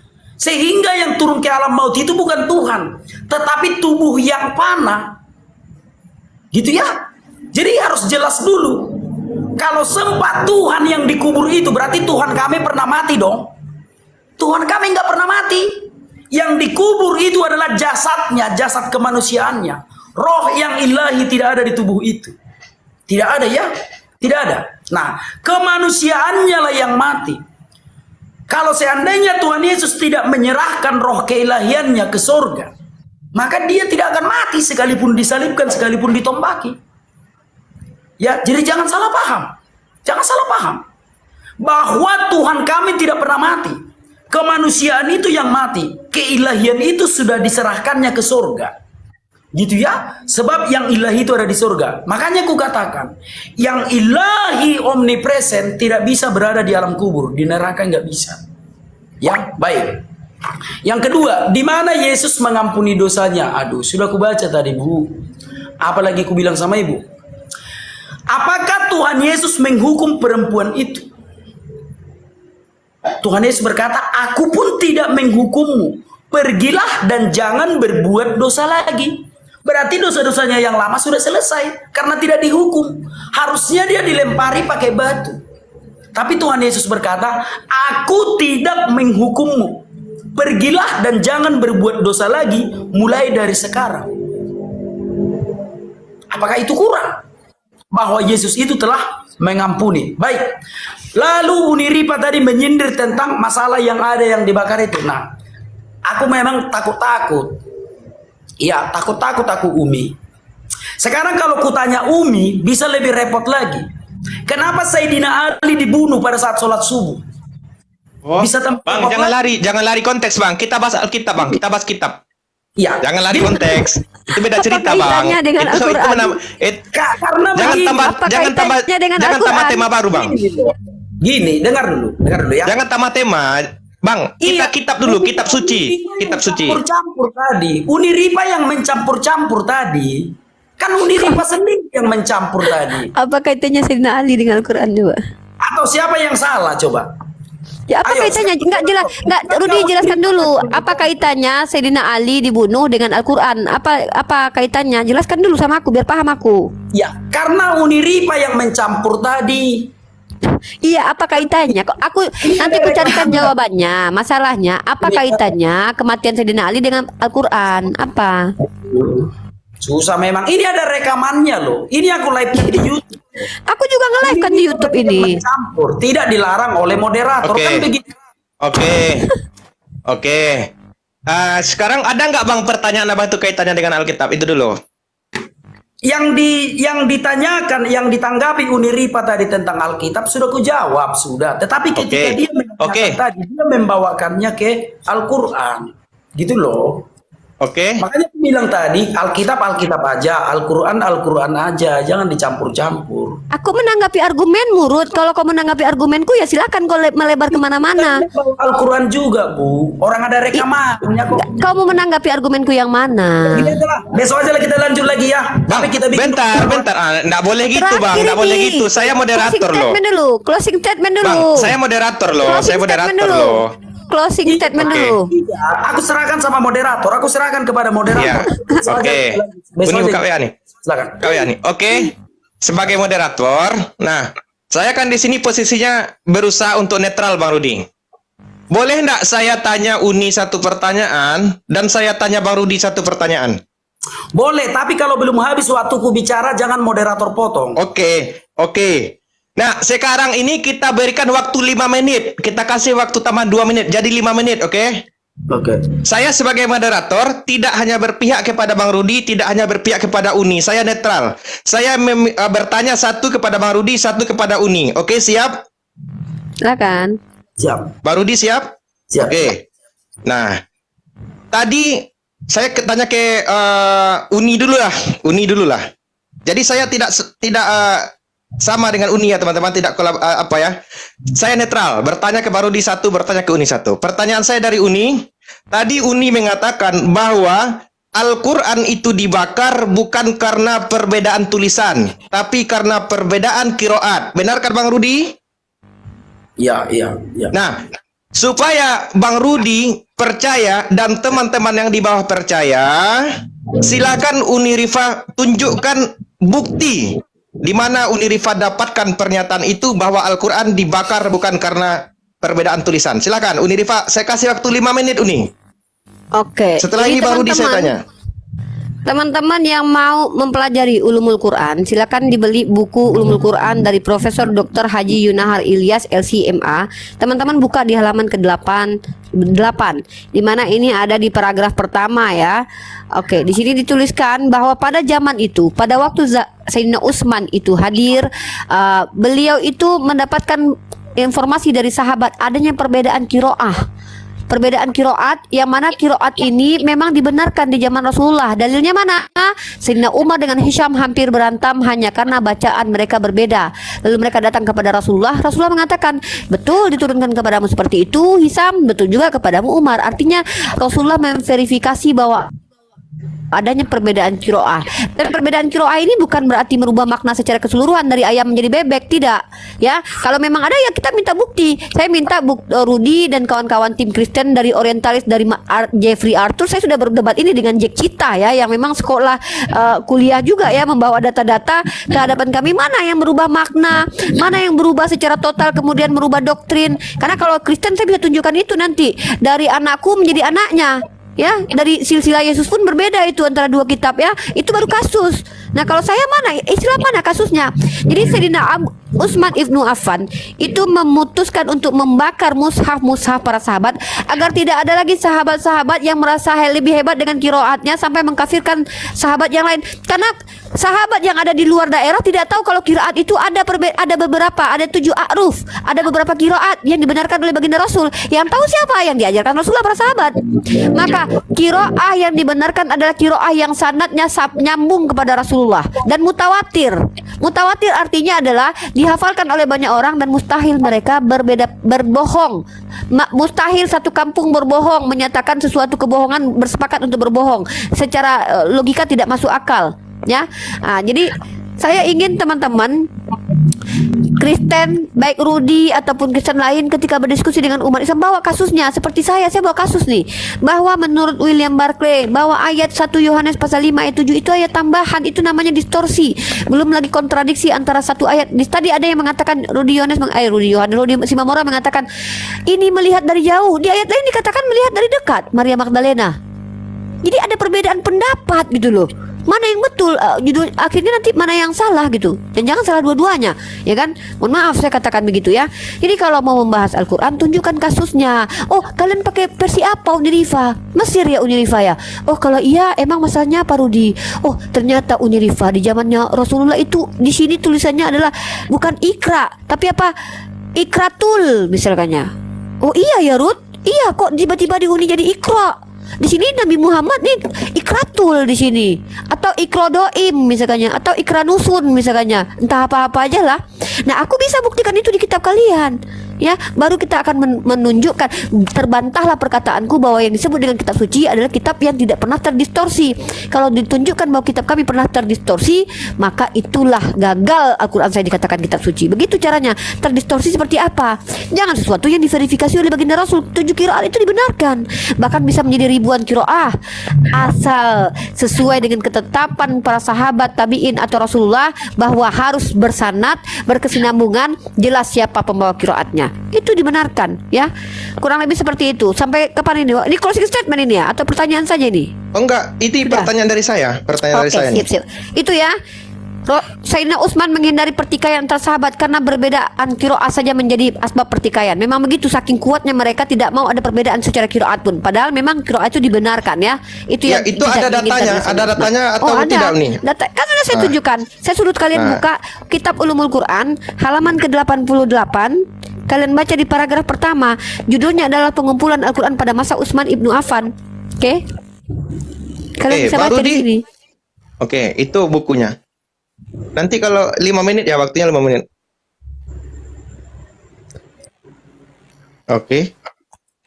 Nah, Abu Musa Ansari 1 sama, lain berbeda sesuai dengan variasi kiroah yang disampaikan oleh Rasulullah SAW. Kemudian baru Utsman segera mengambil langkah antisipasi dengan membentuk sebuah tim penulisan kembali, lalu distandarkan sesuai dengan apa yang diturunkan kepada baginda Rasulullah SAW, yaitu apa? Menggunakan bahasa Quraisy. Dan bahasa Quraisy ini adalah bahasa yang betul, yang dibolehkan, bukan bahasa yang dibuat-buat Sayyidina Utsman. Bukan bahasa baru yang dimunculkan Utsman, tapi standarnya adalah mushafnya Hafsah.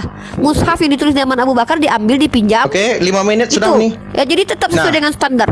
Ya, 5 menit sudah. Ada nggak yang perlu Bang Rudi tanggapi dari data yang disampaikan? Atau misalnya data itu tidak bisa dipakai, atau data itu tidak bisa dipercaya? Uni sudah tunjukkan di bukunya. Kayak mana? Coba tanggapi Bang Rudi. Oke, baik. Ya, kalau aku sih oke-oke aja ya dengan apa yang dijelaskan Uniripa itu. Tadi dia mengatakan bahwa ada perbedaan di antara para sahabat tentang kiroah. Kawan-kawan, tahunya kalian apa arti kiroah itu? Tanda baca maksudnya itu. Nggak usah Bang, soal apa kali. Cara Iya, membaca. fokus ke kita, Bang. Jangan abaikan typing, abaikan typing. Ya sebentar dulu, aku sedang menjawab ini. Biar cerdas yang di bawah. Kiroah. Cara membaca maksudnya itu. Cara Iya, orang membaca. tahu. Kiroah itu cara membacanya. Gitu ya. Kawan-kawan di bawah jangan bingung tentang kiroah itu. Maksud dari kiroah itu adalah cara membacanya. Kalau hanya cara membacanya yang berbeda, kenapa harus dibakar? Harusnya dibaguskan. Kalau yang ku tahu ya, Lalu Pak tadi mengatakan pernah ada bersengketa antara yang ini dan yang ini lalu dibawa kepada Rasulullah SAW. Ketika Utsman bin Affan membakar Al-Quran itu, Nabi Muhammad sudah mati. Ya, Nabi Muhammad sudah mati ketika mereka membakar Al-Quran itu. Masa dibawa lagi ke Nabi Muhammad? Mengerti enggak Uni Ripa tentang arti dari khalifah? Di zaman Nabi Muhammad belum ada khalifah, kekhalifahan belum ada. Nabi Muhammad itulah pemimpin. Barulah setelah Nabi Muhammad wafat, barulah dibentuk kepemimpinan menggantikan beliau. Nah, pembakaran Al-Quran ini diadakan di zaman siapa tadi? Utsman bin Affan ketika menjadi khalifah. Kita jangan salah-salah sejarah. Ketika Al-Quran ini dibakar, Nabi Muhammad sudah mati, sudah wafat. Bagaimana mungkin orang yang bertengkar tentang Al-Quran ini masih pergi mengadu kepada Nabi Muhammad? Tidak mungkin. Karena Al-Quran ini dibakar di zaman Utsman bin Affan. Ketika Utsman bin Affan menjadi khalifah. Sementara ketika Utsman bin Affan menjadi khalifah, sejarah mencatat Nabi Muhammad sudah wafat. Sudah wafat beliau. Itu yang kita tahu. Atau mungkin karena sekolah kita berbeda. Terkadang memang kawan-kawan, kadang kalau beda sekolah kita, pelajarannya pun berbeda. Makanya aku tidak pernah memaksakan apa yang ku ketahui terhadap yang diketahui kawan-kawan, karena kita tidak satu sekolah. Itu yang ku pelajari di sekolah. Ketika Utsman bin Affan menjadi khalifah, Nabi Muhammad sudah wafat. Bagaimana mungkin Uni Ripa tadi mengatakan ketika mereka cekcok masalah qiraah, tanda cara membaca, ketika mereka cekcok masalah cara membaca ini, Uni Ripa mengatakan mereka datang kepada Rasulullah. Sedangkan masa pembakaran Al-Quran, Rasulullah SAW udah wafat. Tapi anggaplah aku yang salah, gitu ya? Anggaplah aku yang salah. Nah, pada zaman itu juga waktu terjadi perselisihan di antara sahabat, antara satu mushaf dengan mushaf yang lain tidak sama, begitu juga dengan qorinya. Ya, ada yang mencampurkan ayat Nabi, ayat firman Allah yang disampaikan melalui Nabi dicampurkan dengan penjelasan Nabi Muhammad mengenai ayat tersebut. Harusnya yang ada di dalam mushaf itu adalah firman Allah Subhanahu wa taala. Penjelasan Rasulullah SAW harusnya ada di hadis. Nah, pada saat itu memang pernah bercampur. Makanya dibakar, itu yang ku tahu, Bang. Atau karena sekolah kita berbeda, nggak tahu aku lagi. Itu yang ku tahu. Nah, baik. 1 menit lagi, Bang. 1 menit lagi, Bang. 1 menit lagi ya. Baik. Aku tidak pernah membenci agama Islam, tidak. Aku sangat menghormati agama Islam. Tapi dalam hal edukasi, ayo kita jujur. Dalam hal edukasi. Supaya semua mengerti. Kan begitu?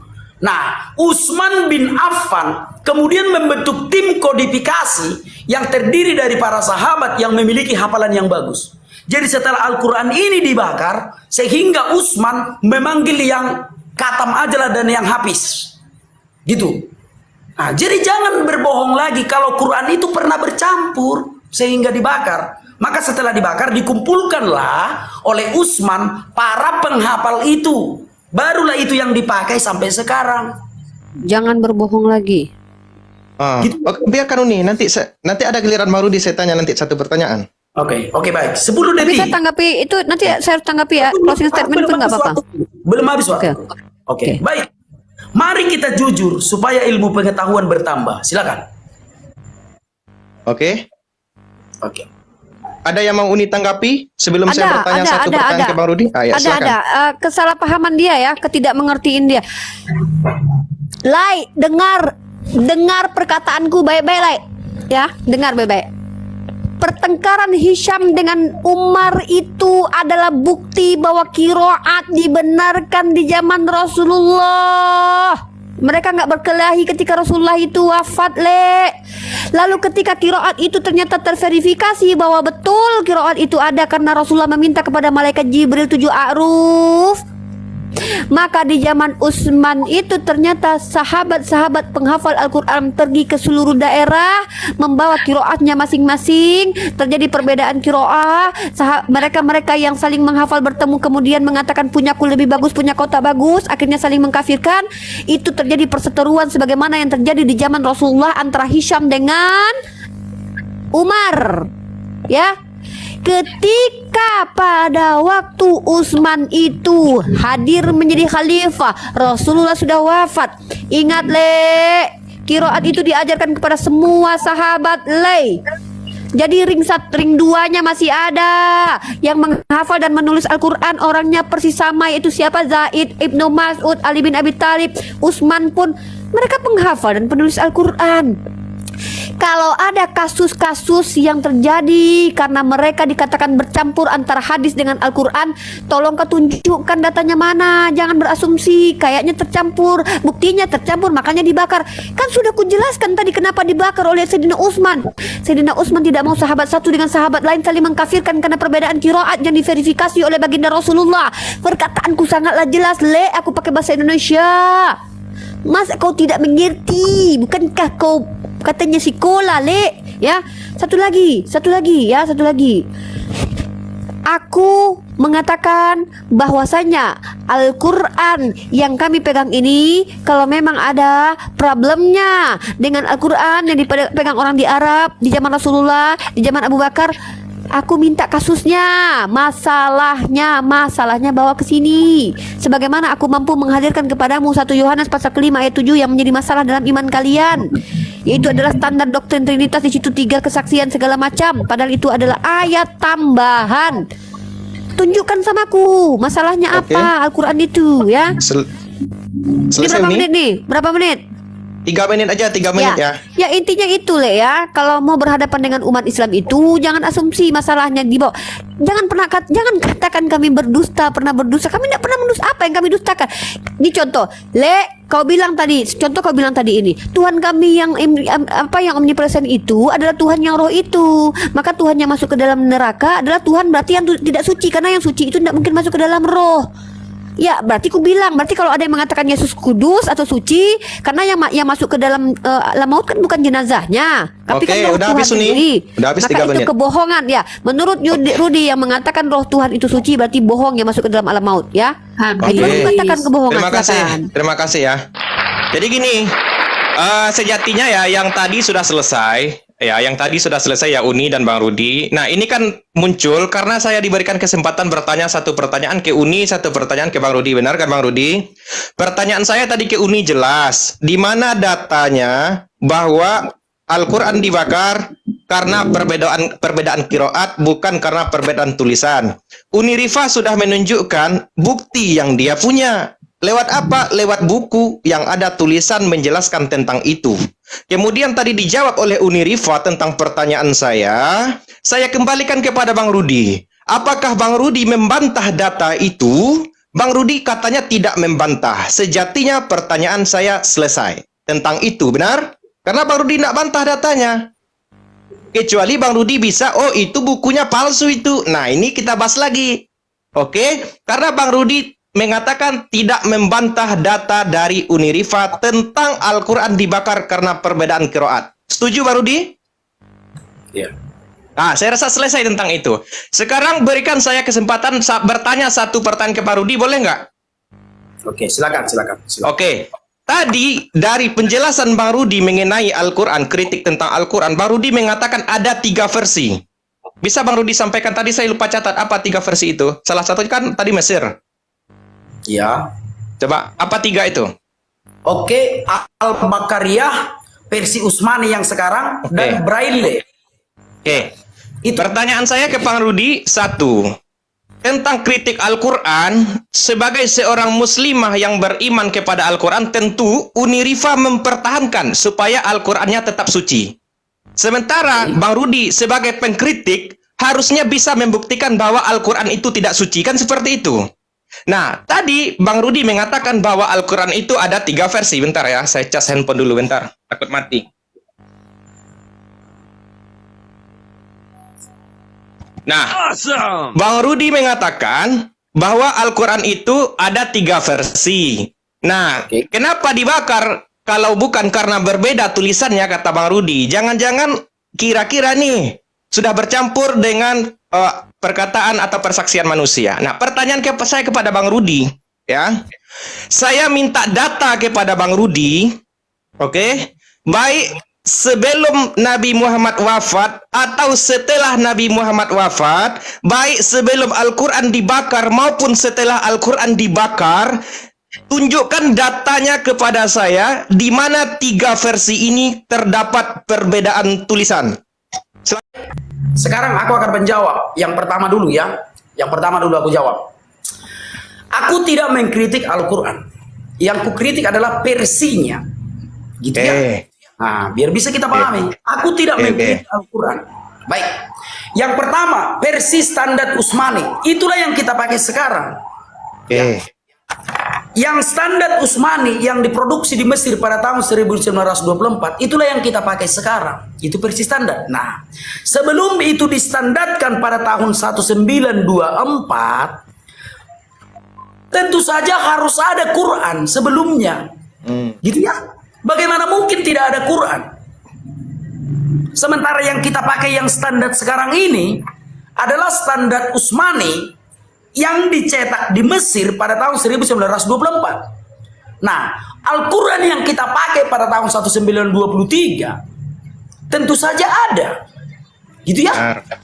Tentu saja ada. Itu dikenal dengan Mushaf Al-Quran standar Bahriyah. Bagi umat muslim yang belajar di pesantren pada tahun 1924 sampai sekarang akan memakai mushaf standar Utsmani. Benar. Tetapi di pesantren di bawah tahun 1924 tidak ada Quran standar Utsmani. Karena standar Utsmani itu baru ada 1924.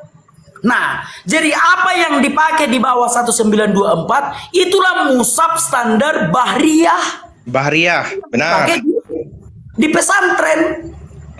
Gitu ya, itu yang dipakai di pesantren karena Utsmani kan baru ada 1924. Nah, gitu ya. Nah, baik.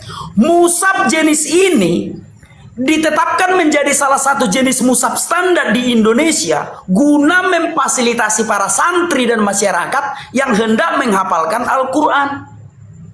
Artinya, sebelum tahun 1924, sebelum mushaf Quran standar yang kita pegang sekarang, sudah ada penghafal Al-Quran tahun 1923. Paham kawan-kawan ya? Contoh. Al-Quran yang kita pakai sekarang adalah produksi 1924. Sebelum tahun 1924 sudah ada yang hafal Quran di Indonesia. Nah, dia belajar dari Quran versi mana? Apakah versi Utsmani? Oh, belum, karena itu 1924. Maka dia belajar dari mushaf Al-Quran standar Bahriyah. Itu dia ya. Nah, berikutnya ada mushaf standar Braille. Salah satu varian mushaf standar Indonesia juga yang ditulis dengan simbol Braille. Penggunaan mushaf jenis ini diperuntukkan untuk teman-teman tunanetra yang buta, saudara-saudaraku ya, yang harusnya kalau orang yang 3 menit Bang, 3 menit udah lewat Bang, 3 menit.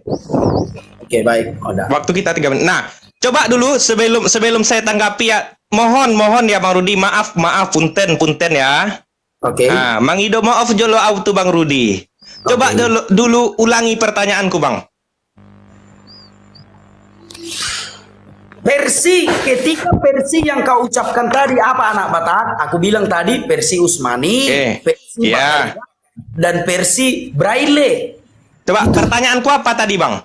Ya, coba jelaskan ketiga versi itu yang Bukan, bukan Bang, bukan. Bukan, pertanyaan saya nggak itu. Saya nggak minta jelaskan. Saya tadi minta data dari versi Bahriyah, versi Utsmani, Sekarang versi patokan aja ya. Braille, terdapat 3 perbedaan. Misal seperti, jangan garut-garut dulu Bang, jangan garut-garut. Misal nih, di dalam versi Bahriyah, Surat Al-Baqarah ayat pertama Alif Lam Ra. Sedangkan versi Utsmani ayat pertama Surat Al-Baqarah Alif Lam Mim. Nah, itu yang saya minta. Perbedaan dari jangankan 3 versi, Bang. 100 versi pun, andaikan 100 versi Al-Qur'an, jangankan 3, 100. Oke? Jangankan 3 versi, 100 versi. Perbedaannya dalam penulisan 100 versi itu di mana? Versi 1, versi 2, versi 3, versi 3, di mana ayatnya yang berbeda? Itu yang saya tanya, Bang. Ada nggak yang berbeda? Kalau sama ngapain dibakar? Astagfirullah. Saya nggak itu, Bang. Mana datanya berbeda? Sekarang gini aja lah, kita aja lah berdebat besok. Gimana? Kita aja berdebat besok. Sekarang aja, Bang. Kan saya tadi diberikan kesempatan bertanya, satu ke Unirifa, satu ke Bang Rudi. Ini loh, kalau kita mau berdebat, kebetulan malam ini aku jadwal sama Unirifa. Bagaimana kalau kita besok? Nggak gini loh. Tadi kan sudah clear. Bentar, Bang. Kalau memang Tadi kan sama, sudah clear. Oke. Tadi kan sudah clear. Saya kalau memang bentar. Gini loh. Oke, lanjut. Ini coba Lanjut. dengarkan dulu. Abang kan bertanya, aku jawab kan. Kalau memang sama, kenapa harus dikeluarkan yang standar 1924? Kalau Oke. memang sama. Oke. Kalau memang sama, kenapa harus dikeluarkan versi Utsmani standar? Kalau memang sama ya sudah, nggak usah keluarkan lagi yang Utsmani. Kalau Oke. memang sama. Nah, Oke. sementara kita tahu yang versi Utsmani ini dikeluarkan 1924 di Mesir. Itu fakta. Oke. Kalau memang sama, kenapa harus dibuat versi Utsmani? Oke. Paham ya? Tapi gini, kalau kita mau berdebat besok kita berdebat. Gitu Bentar, aja. Bang. Kasih saya ngomong bentar. Mau boleh? Oke, silakan. Silakan. Nah, tadi Bang Rudi mengatakan bahwa Bang Rudi sejatinya malam ini berdebat dengan Unirifa. Benar, saya moderator, Bang, saya host. Tetapi sebelum saya bertanya tadi, saya sudah minta izin loh kepada Unirifa dan Bang Rudi. Siapkah kalian? Bentar, jangan potong, Bang. Tadi Abang bicara nggak saya potong. Oke? Iya. Siapkah kalian, bisakah kalian memberikan hak kepada saya sebagai moderator untuk bertanya nih masing-masing ke kalian satu aja, ke Unirifa satu, ke Bang Rudi satu. Nah, kalian berdua menjawab siap loh, makanya saya tanya. Nah, pertanyaan saya gini, pertanyaan Bang Rudi kan tadi, kalau bukan karena berbeda, kenapa harus di 3 versi? Pertanyaan saya simple, Bang. Jangankan 3 versi, 100 versi pun, bisakah Bang Rudi menunjukkan ayat di dalam Al-Quran itu yang berbeda? Bisa atau nggak? Jujur, Bang, jujur aja. Kalau nggak bisa ya nggak apa-apa. Kalau bisa saya terima. Mana yang berbeda? Dari versi Bahriyah ini, dari versi Utsmani ini, dari versi Braille ini, ketiganya ada perbedaan. Bisa nggak Abang menunjukkan itu? Coba jawab jujur, simple, Bang. Bisa atau nggak? Itu aja. Bisa atau nggak? Iya, terlalu sensitif. Makanya Astagfirullah.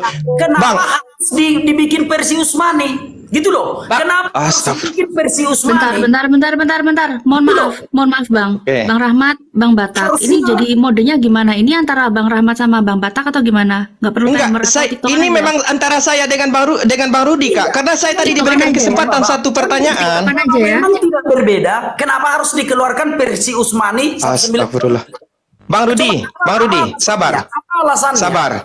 Bang Rudi, sabar. Baik, Tentang silakan. hal ini, saya akan menjadi saksi. Andaikan Bang Rudi terpanggil kemanapun, saya menjadi saksi bahwa Bang Rudi tidak salah. Ini berasal dari pertanyaan saya. Oke, Abang aman. Saya jadi saksi nanti. Oke. Abang aman. Pertanyaan saya, tadi, bentar dulu. Tadi kakak kita sebelah menanya, ini antara Bang Rahmat dengan Bang Rudi ya? Benar. Karena ini pertanyaan saya kepada Bang Rudi. Tadi antara saya dengan Unirifa telah clear. Lanjut. Sekarang pertanyaan saya dengan Bang Rudi. Oke. Kalau bisa, Bang bilang bisa. Kalau ada, bilang ada. Kalau nggak, bilang nggak. Itu aja. Bisakah Bang Rudi menunjukkan sabar. Di antara 3 ini, versi Bahriyah, versi Utsmani, versi Braille, ada nggak perbedaan yang bisa Abang tunjukkan? Ada atau tidak? Itu aja. Kalau ada, tunjukkan. Kalau tidak, selesai. Ada. Itu Mana yang- buktinya, Bang? Mana buktinya? Mana bukti? Mana data Abang? Mana data Abang? Dengarkan dulu, dengarkan dulu. Apakah aku bisa membuktikan ada perbedaannya? Bisa. Mana Yaitu buktinya? qiraatnya. Ya, tanda baca. Kan Abang nggak paham pertanyaan saya. Saya tanya bukan perbedaan kiroat, Bang. Perbedaan penulisan. Astagfirullah. Gini loh, aduh, susah memang. Udahlah, besok aja lah kita lanjut, sudahlah. Jangan, Bang. Jangan kabur, Bang. Saya moderator, lo harus dihargai. Aku menjawab, abang. Apa, abang? Enggak, saya tanya tadi, kalau hanya perbedaan kiroat, Unirifa sudah bilang loh, kalau itu dicetak 3 versi itu karena perbedaan kiroat. Artinya Yang saya tanya, perbedaan penulisan ada enggak? adakah perbedaan jika qiraatnya berbeda? Apakah Qurannya berbeda? Astagfirullah. Uni, kayaknya Bang Rudi nggak bisa membedakan mana kiroat, mana penulisan. Qiraat itu tanda baca loh, tanda baca. Kiroat tanda baca. Bang. Tanda Jangan, baca atau Bang. Ya. Astagfirullah. Bang Rudi, saya tanya satu. Menurut Bang Rudi, kiroat itu tanda baca atau cara membaca? Coba. Cara membacanya, ya tanda baca itu yang mengarahkan kita untuk membacanya. Cara membacanya. Coba, dalam surat Ad-Duha, kalau ada kiroat, itu wadduhe. Wadduhe. Itu termasuk penulisan yang berbeda atau kiroat? Coba jawab. Wadduha dengan wadduhe, itu berbeda kiroat atau berbeda tulisan? Coba jawab. Yang berbeda itu adalah qiraatnya. Yang saya tanya bukan perbedaan kiroat tadi, Bang. Yang saya tanya perbedaan tulisan. Kalau perbedaan kiroat, kami sudah mengakui bahwa ada perbedaan kiroat. Ada perbedaan kan? Artinya memang ada Perbedaan kiroat ada. Kan sudah dijawab tadi sama Unirifa. Enggak lapas. Nah, inton logat. Udahlah. Kalah saya, Bang, kalah. Mungkin abang gini loh. Mungkin belajar harus seperti ini kan begitu. Berbeda. Coba saya tanya Bang Rudi. Dengarkan dulu. Oke. Dengarkan dulu. Oke. Orang yang belajar dengan tanpa beban jauh lebih mudah memahami subjek yang dipelajari daripada orang yang Aku closing terakhir, aku mau tidur, aku closing terakhir. Kasih aku, nanti kalian lanjut berdua. Aku mau closing dulu, Rudi. Aku closing dulu ya.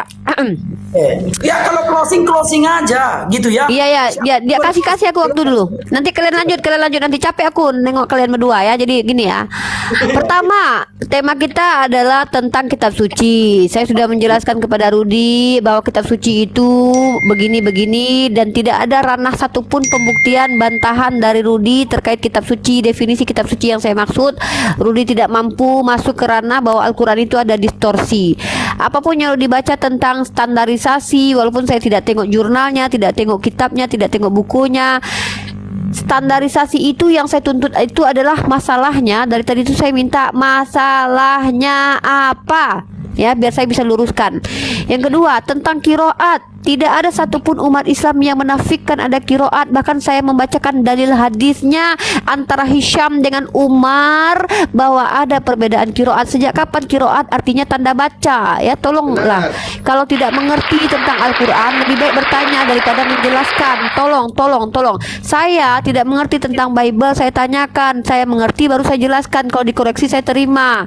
Ya, jadi tolong ya. Yang menjadi asbab kita ini tersandung penistaan adalah ketika kita tidak paham kita jelaskan. Contoh, saya katakan menggenapi artinya adalah mentusbol misalnya. Salah saya. Karena menggenapi itu menurut Rudi adalah Tuhannya menjalankan hukum itu kesepenuhannya, padahal tidak menjalankan kesepenuhannya. Itu yang dimaksud. Nah, terkait tentang tema diskusi ada beberapa hal yang sangat blunder sekali. Yang menarik yang ingin saya tanggapi dari argumentasi Bang Rudi adalah jauh dari tema, jauh panggang dari api, tapi cukup menarik untuk dibahas. Closing statement terakhir, bahwa Tuhannya Rudi Simamora, dengar teman-teman, ini bukan sebuah framing, tapi ini apa yang dia sampaikan karena kita live di YouTube ya. Tuhannya itu tidak bisa hadir ke alam maut kalau tidak mati dulu. Dengar ya, karena Tuhannya yang roh itu adalah Tuhan yang kudus. Karena kalau masuk ke dalam alam maut berarti tidak kudus. Pertinyi-inyi kan begini, yang mati itu kan dagingnya kata dia. Lah, Ruth, yang masuk ke dalam alam maut kan bukan dagingnya, Ruth, kan rohnya, Ruth. Berarti roh Yesus itu yang masuk ke alam maut itu tidak kudus.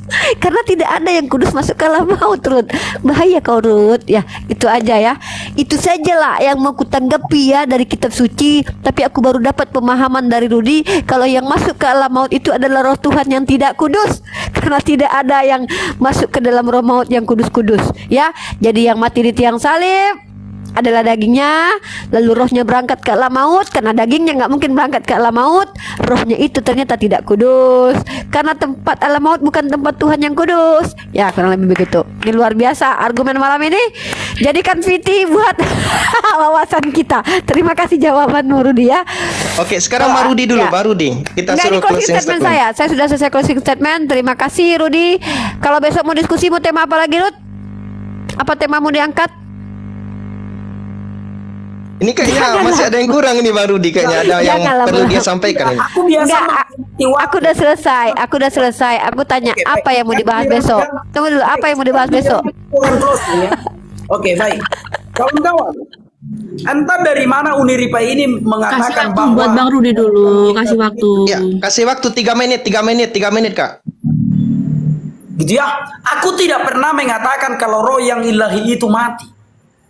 Ya, Uniripa tadi sudah memframing bahwa Tuhan harus mati. Justru aku katakan ketika Tuhan Yesus menyerahkan roh yang ilahi itu ke surga, barulah tubuh itu bisa mati. Gitu ya.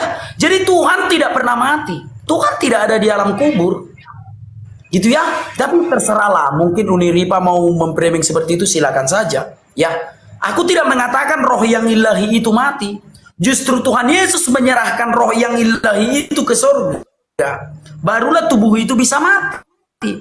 Bahkan aku katakan tadi, sekalipun Yesus disalib, sekalipun Yesus ditombak, gitu ya, sekalipun Yesus ditombak, dia tidak akan mati kalau dia tidak menyerahkan roh yang ilahi itu ke surga. Nah, baik. Oke.